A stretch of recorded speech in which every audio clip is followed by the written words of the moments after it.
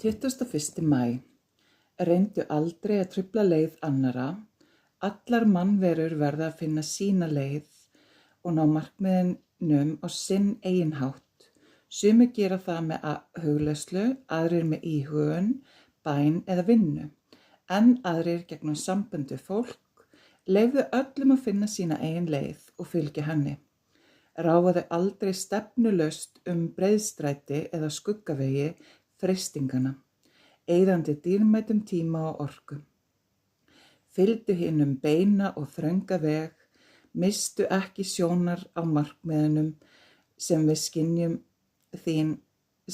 skynjun þín á einingunni við mig, Drottinn Guð þinn, hið guðlega innra með þér. Láttu aldrei hrekkja þig af leið þó hún sé erfið og ógreiðfær.